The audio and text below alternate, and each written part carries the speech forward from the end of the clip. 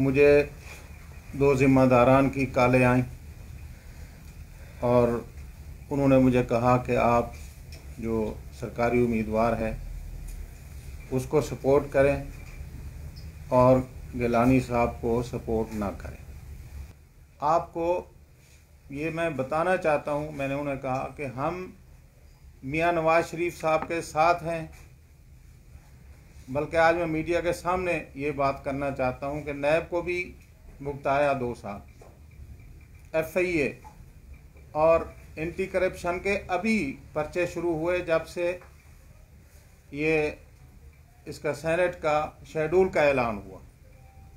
एक ऐसी पुरानी FIR 2016 की जिसमें मेरा नाम नहीं था, अभी उसमें मेरा नाम डाल दिया गया है, सिर्फ इसलिए कि प्रेशराइज करें और अपनी मर्जी का वोट ले सकें।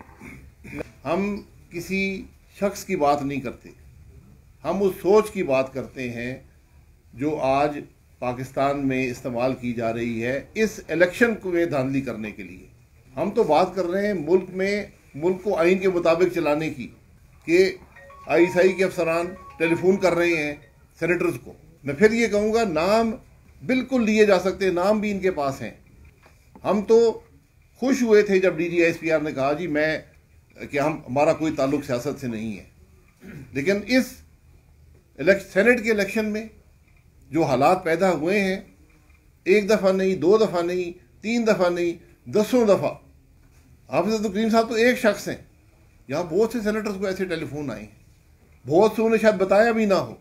ये बदनसीबी है मुल्क की कि अगर हम जमहूरी अमल को नहीं चलने देंगे तो पाकिस्तान तरक्की नहीं करेगा।